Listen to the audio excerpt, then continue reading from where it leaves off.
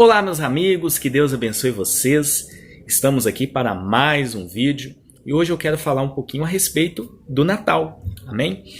O Natal se tornou uma data comercial, o Natal infelizmente se tornou apenas um feriado onde as pessoas se reúnem para trocarem presentes, para participarem da ceia, para fazer aquela confraternização, mas o Natal vai muito além disso. Nós cristãos temos o entendimento que o Natal é o aniversário de Jesus. Não há dados bíblicos que dizem qual foi o dia que Jesus nasceu. Simbolicamente, nós comemoramos no dia 25 de dezembro. Ao longo dos anos, essa data perdeu o real sentido e se tornou apenas uma data comercial, onde o Papai Noel se tornou o personagem principal desta data. Eu quero deixar uma mensagem no seu coração nesse dia de hoje, trazendo para você o real significado do Natal. Natal é o nascimento do Salvador do mundo. Jesus deixou a glória do Pai, se encarnou, veio até esse mundo, sofreu as nossas dores, passou todo tipo de provação para poder morrer por mim e por você. Em Romanos 6, versículo 23, a Bíblia diz que o salário do pecado é a morte, mas o dom gratuito de Deus é a vida eterna, por meio de Jesus Cristo. Quem pecou? Nós. Jesus tomou a nossa culpa, sofreu a nossa morte e morreu para nos dar vida eterna. O interessante é que a Bíblia é cheia de relatos a respeito de Jesus. Na verdade, a mensagem principal da Bíblia é Jesus Cristo. Os 66 livros da Bíblia trazem uma mensagem, a mensagem de Jesus Cristo. Jesus Cristo é o tema principal da Bíblia. Jesus precisa estar no centro de nossas vidas.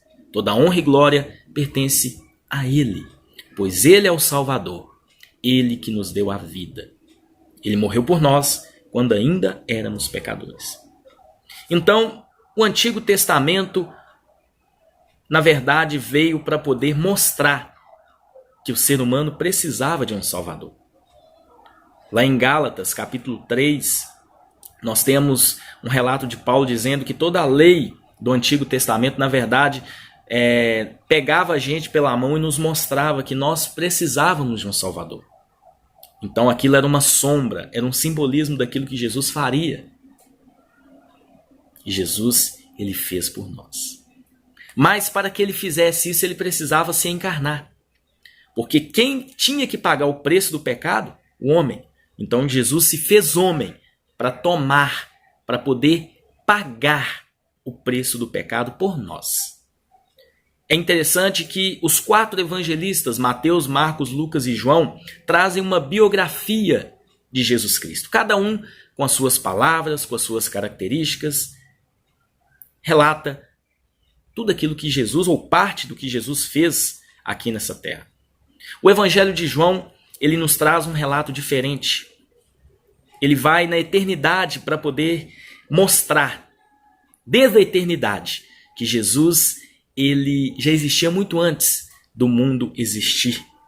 Jesus, ele é o verbo que se fez carne, a palavra de Deus. E é isso que nós vamos ler agora. João capítulo 1, versículo 1 diz assim: No princípio era o verbo, e o verbo estava com Deus, e o verbo era Deus. Ele estava no princípio com Deus. Todas as coisas foram feitas por intermédio dele, e sem ele nada do que foi feito se fez. A vida estava nele, e a vida era a luz dos homens. A luz resplandece nas trevas, e as trevas não prevaleceram contra ela. No versículo 10 diz assim: O verbo estava no mundo, o mundo foi feito por intermédio dele. Mas o mundo não o conheceu. Veio para o que era seu, e os seus não o receberam. Mas a todos quantos o receberam, deu-lhes o poder de fazerem filhos de Deus, a saber, aos que creem no seu nome, os quais não nasceram do sangue, nem da vontade da carne, nem da vontade do homem, mas de Deus. E o verbo se fez carne e habitou entre nós, cheio de graça e de verdade, e vimos a sua glória, glória como do unigênito do Pai. Nós percebemos aqui no capítulo 1 de João que no princípio era o verbo. O verbo estava com Deus e o verbo era Deus. A palavra verbo aqui nesse versículo vem do grego logos, que significa palavra. Em Gênesis capítulo 1 nós percebemos que no princípio criou Deus os céus e a terra. A terra era sem forma e vazia, né? E Deus ele criou todas as coisas através da palavra. No versículo 3 nós temos o relato dizendo, né? E disse Deus, haja luz, e houve luz. Então Deus criou todas as coisas através do disse. Disse Deus, né? Do haja luz, houve luz, haja o firmamento entre as águas, né? Então ele criou todas as coisas através da palavra, através do falar. Em João capítulo 1 nós percebemos que Jesus, ele é o verbo. Ou seja, Jesus, ele foi o ato da criação de Deus. Ele estava no princípio com Deus. Todas as coisas foram feitas por intermédio dele. Sem ele, nada do que foi feito se fez. Então Jesus participou ativamente na criação. O interessante é que um pouco mais para frente, Deus criou o homem, à sua imagem e semelhança. Depois, Deus do homem criou a mulher, a sua auxiliadora. Ambos desobedeceram a Deus, comeram do fruto proibido. O pecado entrou no mundo. Então, a partir daí, toda a descendência de Adão se tornou pecadora. Deus poderia ter destruído todas as coisas, feito uma nova criação perfeita. Mas Deus, ele é amor e Deus também é justiça. Então, ao longo de todos os anos, ele preparou um plano salvífico, um plano de salvação para o homem, uma nova oportunidade, um novo e vivo caminho. Primeiramente, veio o tempo da lei. Todos tinham que cumprir a lei, à risca, para poder serem salvos. Porém, ninguém é justificado pela lei. A lei se tornou apenas um aio, um tutor, pegando o homem pela mão e mostrando a ele, olha, você é pecador, você é falho e precisa de um salvador. Deus primeiramente elegeu uma nação, a nação de Israel, o povo eleito de Deus para poder levar a sua bandeira para todo mundo. O povo de Israel, infelizmente, falhou. Mas Deus prometeu, mesmo em um tempo difícil onde o povo estava em desobediência, Deus prometeu a vinda de um Messias, que seria o Salvador, não só do povo judeu, mas de todo mundo. Olha só o que em Isaías capítulo 7, a partir do versículo de número 10. Isaías 7, versículo 10, nós temos essa promessa. E continuou o Senhor a falar com Acaz, dizendo, pede ao meu Senhor, teu Deus, um sinal que seja embaixo das profundezas, né? E olha só, Acaz, porém, disse, não pedirei nem tentarei ao Senhor. Então disse o profeta, ouve agora, ó casa de Davi. Acaso não basta fadigardes os homens, mas ainda fadigais também ao meu Deus? Portanto, o Senhor mesmo vos dará um sinal. Eis que a virgem conceberá e dará à luz a um filho. Ele chamará Emanuel. Ele comerá manteiga e mel quando souber desprezar o mal e escolher o bem. Na verdade, antes que esse menino saiba desprezar o mal e escolher o bem, será desamparada a terra antes cujos dos reis tu tremes de medo. Então Deus prometeu, né, dizendo o seguinte, portanto o Senhor mesmo vos dará um sinal, né? Aqui o profeta falando, o profeta Isaías, eis que a virgem conceberá e dará a luz um filho que lhe chamará Emanuel. Emanuel significa Deus conosco. Ou seja, esse filho nasceria de uma virgem. Uma mulher virgem conceberia um filho. Como pode uma mulher virgem ter um filho? Já que um filho nasce através antes tem a relação sexual. Então, é necessário a relação sexual para que a mulher conceba um filho. Mas esse filho nasceria completamente diferente. Uma virgem daria à luz a um filho, que se chamaria Emanuel, que significa Deus conosco. Ou seja, o próprio Deus estaria aqui conosco.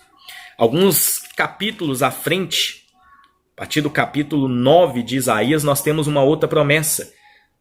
Isaías 9, versículo 6 diz assim, porque um menino nos nasceu, um filho se nos deu, o governo está sobre os seus ombros, o seu nome será maravilhoso, conselheiro, Deus forte, Pai da eternidade, príncipe da paz, para que aumente o seu governo e venha paz sem fim sobre o trono de Davi e sobre o seu reino, para estabelecer e firmar, mediante o juízo, a justiça desde agora e para sempre. O zelo do Senhor dos Exércitos fará isto. Então, o menino nasceria, seria chamado maravilhoso, conselheiro, Deus forte, Pai da eternidade, príncipe da paz. Interessante que no versículo 7, Isaías diz, né, que ele faria justiça mediante o seu juízo. Então Jesus, ele nasceria dessa forma para poder fazer justiça. Ele veio até esse mundo. O Emanuel, o Filho de Deus, o Deus conosco, se encarnaria, ou seja, ele nasceria, se tornaria um menino. Nós vimos lá em João capítulo 1 que antes da eternidade, né, no tempo da eternidade, antes do mundo se formar, Jesus já existia, ele participou da criação. Porém, o ser humano falhou, pecou, era necessário salvação para a humanidade. Então, o próprio Filho de Deus se encarnou. E para se encarnar, ele precisava nascer. É interessante que uma nova aliança Deus estava firmando com o ser humano. Veio o período da lei com Moisés, né? A nação de Israel desfrutou tudo isso, porém a lei não salvava o homem. O homem não era justificado pela lei, através de cumprimento de rituais. Isso não justificava o homem. Jeremias capítulo 31, Jeremias 31, versículo 31, o profeta traz uma profecia com relação àquilo que o Messias, Jesus, faria aqui nessa terra. Olha só o que o texto bíblico diz. Eis aí vem os dias, diz o Senhor, em que firmarei nova aliança com a casa de Israel e com a casa de Judá. Não conforme a aliança que fiz com seus pais no dia em que tomei pela mão para os tirar da terra do Egito. Porquanto eles anularam minha aliança. Não obstante, eu os haver desposado, diz o Senhor. Porque esta aliança que firmarei com a casa de Israel depois daqueles dias, diz o Senhor de Israel, naquele dia, diz o Senhor, na mente lhes imprimirei minhas leis, também no coração las escreverei. Eu serei o seu Deus e eles serão meu povo. Não ensinará jamais cada um ao seu próximo, nem a cada um seu irmão, dizendo, conhece ao Senhor, porque todos me conhecerão. Desde o menor até o maior deles, diz o Senhor, pois perdoarei as suas iniquidades e dos seus pecados jamais me lembrarei. Então, a partir do momento em que a nova aliança fosse firmada, não precisava mais, né, rituais, sacrifícios. A lei estaria no nosso coração. A lei estaria gravada em nosso coração. Não ia precisar de pessoas ensinando mais, porque cada um conheceria o Senhor da forma que Ele é. E Ele perdoaria as nossas iniquidades. E dos nossos pecados jamais se lembraria. A nova aliança foi firmada através de Jesus. O antigo ficou para trás. Veio o período da graça, onde a salvação não era mais por esforço do homem ou pelo cumprimento da lei. A salvação viria mediante ao sangue de Jesus. Porque pela nossa limitação, pelo nosso próprio esforço, nós não conseguiríamos. Então, olha só, todo o Antigo Testamento era um prenúncio da vinda de Jesus e tudo aquilo que Jesus faria por nós. Miqueias capítulo 5, versículo 2, diz assim, e tu, Belém Efrata, pequena demais para figurar como um grupo de milhares de Judá, de ti sairá o que há de reinar em Israel e cujas origens são desde os tempos antigos, desde os dias da eternidade. Portanto, o Senhor os entregará até o tempo em que a que está em dor estiver dado à luz. Então o restante dos seus irmãos voltará aos filhos de Israel. Ele se manterá firme e apacentará o povo na força do Senhor, na majestade do nome do Senhor, seu Deus, e eles habitarão seguros, porque agora será engrandecida até aos confins da terra. O profeta Miqueias, ele profetizou inclusive o local onde Jesus nasceria, Belém. E o interessante é que aqui diz que as origens dele são desde os tempos antigos, desde os dias da eternidade. Só existe um com esse atributo, eterno. Só Deus é eterno. Ou seja, esse que nasceria era algo vindo do próprio Deus. Era o próprio Deus, era o Filho de Deus que viria para poder salvar o povo dos pecados. Para poder salvar não só o povo de Israel, porque aqui no versículo de número 4, Miqueias diz, né? Porque agora será ele engrandecido até os confins da terra. Não era só o povo de Israel, mas até os confins da terra. Todos quanto recebestes, ele deu o poder de eles se tornarem filhos de Deus. Ou seja, a salvação não era mais um bem restrito ao povo de Israel, porque primeiramente Deus veio para o povo de Israel, mas a partir do momento que a graça, um favor dado a nós não merecido, através de Jesus Cristo, a salvação agora é para todos quanto recebessem pela fé. Romanos 2, versículo 8 diz, né? Pela graça sois salvos mediante a fé. Isso não vem de vós, é um dom gratuito de Deus, não por obras, para que ninguém se glorie. Pois bem, todo o Antigo Testamento é um prenúncio daquilo que Jesus faria por nós. Então, em um exato momento, a palavra se tornou carne. O verbo, Jesus Cristo, como vimos em João capítulo 1, se tornou carne e habitou entre nós, cheio de graça e de verdade. Em Lucas capítulo 1, versículo 26, o evangelista traz o relato do prenúncio do nascimento de Jesus. Olha só. No 6º mês foi o anjo Gabriel enviado da parte de Deus para uma cidade da Galileia, chamada Nazaré, a uma virgem desposada com um certo homem da casa de Davi, cujo nome era José. A virgem chamava-se Maria. E entrando o anjo aonde ela estava, disse: Alegrar-te muito, favorecida, o Senhor é contigo. Ela, porém, ao ouvir essa palavra, perturbou-se muito e pôs-se a pensar no que significaria essa saudação. Mas o anjo lhe disse: Maria, não temas, porque achastes graça diante de Deus. Eis que conceberás e darás à luz a um filho, a quem chamarás pelo nome de Jesus. Ele será grande e será chamado Filho do Altíssimo. Deus, o Senhor, lhe dará o trono de Davi, seu pai. Ele reinará para sempre sobre a casa de Jacó, e o seu reino não terá fim. Então disse Maria ao anjo: Como será isto, porque não tenho relação com homem algum? Respondeu-lhe o anjo: Descerá sobre ti o Espírito Santo, e o poder do Altíssimo te envolverá com a sua sombra. Por isso também o ente santo que há de nascer será chamado Filho de Deus. Olha só a profecia, né? Aquilo que o anjo predisse, aquilo que o Antigo Testamento predisse com relação à vinda de Jesus se cumpriria através da vida de Maria. Ela concebeu a Jesus no seu ventre. Não foi por relação natural, mas o Espírito Santo desceu sobre ela. O poder do Altíssimo envolveu a vida dela e ela se engravidou. E ali no seu ventre ela estava carregando, olha só, o Filho de Deus, como diz no versículo 35. Maria foi agraciada por Deus. Dela nasceria o Salvador do mundo. Interessante que lá em Mateus capítulo 1, nós temos também a continuidade disso, né? Olha só o versículo, Mateus 1, versículo 18, diz assim: Ora, o nascimento de Jesus foi assim: estando Maria, sua mãe, desposada com José, sem que tivesse antes coabitado, achou-se grávida pelo Espírito Santo. Mas José, seu esposo, sendo justo e não a querendo inflamar, resolveu deixá-la secretamente. Enquanto ponderava nessas coisas, eis que lhe apareceu em sonho um anjo do Senhor, dizendo: José, filho de Davi, não temas receber Maria, tua mulher, porque o que nela foi gerado é do Espírito Santo. Ela dará à luz a um filho e lhe porás o nome de Jesus, porque ele salvará o povo dos seus pecados. Olha só, o nome de Jesus, porque ele salvará o seu povo dos pecados. Ora, tudo isso aconteceu para que se cumprisse o que fora dito pelo profeta, né? Foi dito pelo Senhor por intermédio do profeta Isaías, né? Eis que a virgem conceberá e dará à luz a um filho e será chamado pelo nome de Emanuel. Ou seja, Deus não só trabalhou no coração de Maria, como também de José.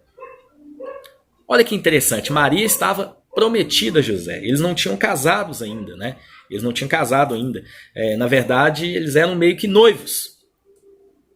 José não tinha tido relações sexuais com Maria. E Maria concebeu do Espírito Santo, como nós vimos lá em Lucas. Sabe o que é interessante? José era um homem íntegro.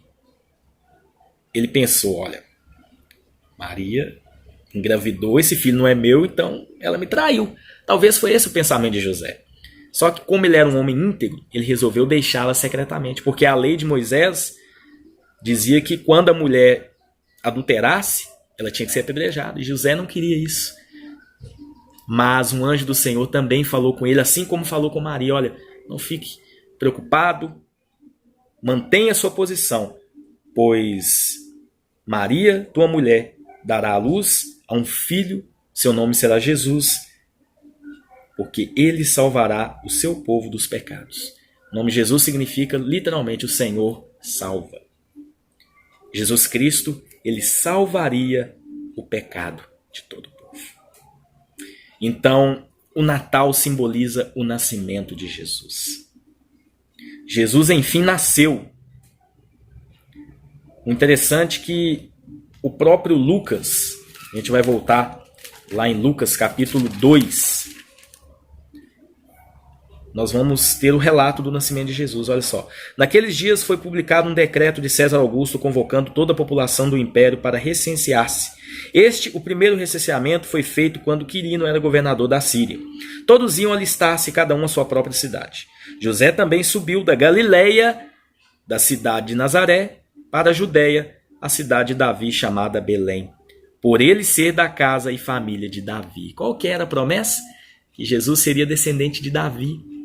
Ou seja, como José, ele era descendente de Davi, houve um período ali que era necessário todo o povo, né, fazer um alistamento, um recenseamento, né? Então cada um tinha que ir para a sua cidade natal. José era de Belém. Miqueias 5 diz que Jesus nasceria em Belém. Ou seja, o Messias nasceria em Belém. Então, para se cumprir literalmente isso, José e Maria foram para Belém. Maria também era da casa de Davi. Então os dois foram até Belém. Olha só o versículo 5. A fim de alistar-se com Maria, sua esposa, que estava grávida. Maria também era descendente de Davi. Estando eles ali, aconteceu completarem-se-lhe os dias, e ela deu à luz o seu filho primogênito, enfaixou e deitou numa manjedoura, porque não havia lugar para eles na hospedaria. Estava tudo lotado. Várias pessoas de tantos lugares vieram até Belém para poder também se alistarem. Não havia mais lugar na hospedaria, eles ficaram, olha só, num estábulo. Jesus foi colocado numa manjedoura, que era um local onde colocavam comida para os animais. Mas ali nasceu o Salvador do mundo. Se nós continuarmos a leitura, né, vocês vão ver que Satanás tentou acabar com Jesus. Herodes se levantou com fúria, porque ele temia que Jesus tomasse o seu cargo de rei, já que alguns magos que foram guiados, né, para poder ir de encontro a Jesus, contaram para Herodes que uma certa profecia havia se cumprido, mas Deus preservou aquela criança. Eles deixaram Belém, foram até o Egito, ficaram um tempo no Egito até que Herodes morresse, voltaram e dali eles novamente foram para Nazaré, para a cidade natal, e ali Jesus foi crescendo na graça e no conhecimento. O Salvador do mundo nasceu. Meus irmãos, várias passagens bíblicas nos trazem ensinamentos com relação a tudo aquilo que Jesus fez aqui nessa terra. Em João capítulo 17, ele mesmo diz que a vida eterna é esta, que conheçam a ti, único e verdadeiro Deus, e a Jesus Cristo a quem enviaste. Jesus, ele pagou o preço na cruz, morrendo por nós, mas um dia ele se encarnou. Ele deixou a glória do Pai e se fez homem. Sofreu as nossas dores, tudo aquilo que a gente já passou, fome, muitas das vezes, sede. Jesus era 100% homem, ele passou tudo. Na cruz ele sofreu como um homem em prol da nossa salvação. Isaías 53 diz, né, que ele levou sobre si todas as nossas transgressões, o castigo que nos traz a paz estava sobre ele, e pelas suas pisaduras nós fomos sarados. O Natal significa o nascimento de Jesus. Muitas pessoas me perguntam, mas eu gosto de colocar árvore de Natal em casa, eu gosto de trocar presente com os meus amigos, parentes, eu gosto de fazer a ceia de Natal. Você pode fazer, não tem problema nenhum. Aqui atrás mesmo eu coloquei uma árvore de Natal, olha só. com enfeites, né? Só não tem Papai Noel. Tem aqui um bonequinho aqui, mas não tem Papai Noel, porque na verdade o principal personagem do Natal não é o Papai Noel. O principal personagem do Natal é Jesus Cristo. Natal significa nascimento. Jesus Cristo nasceu. Seu ministério aqui na Terra durou cerca de 33 anos. Mas o ministério de Jesus não é medido pela quantidade, sim por aquilo que ele fez. Ele morreu na cruz para nos salvar. Se não fosse por Jesus, todos nós estaríamos mortos em nossos pecados. Então aproveite essa data do Natal. Você vai se reunir com seus amigos, com seus entes queridos, e ao invés de gastar o tempo com conversa fiada ou falando de Papai Noel, fale de Jesus para eles. Natal simboliza nascimento. O Natal é o nascimento de Jesus. Um dia Jesus nasceu na minha vida. Um dia Jesus também nasceu na sua vida. Um dia você recebeu a Jesus como seu único e suficiente Salvador. E a partir desse momento ele nasceu na sua vida. Outras pessoas também precisam receber a Jesus como único e suficiente Salvador. Jesus quer nascer na sua vida. Talvez ele ainda não nasceu em você. Mas nesse exato momento, a palavra de Deus está entrando no seu coração. Romanos 10 diz que a fé vem pelo ouvir. Ouvir a pregação da palavra de Deus. Essa palavra que eu estou falando nesse exato momento está gerando fé no seu coração. E através dessa fé, você será capaz de reconhecer Jesus como o único e suficiente Salvador.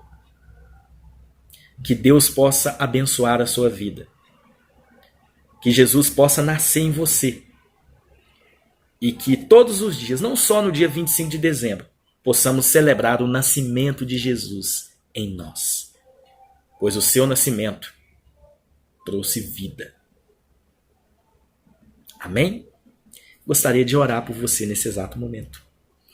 Senhor Deus, eterno Pai, muito obrigado por esta palavra que o Senhor colocou no meu coração.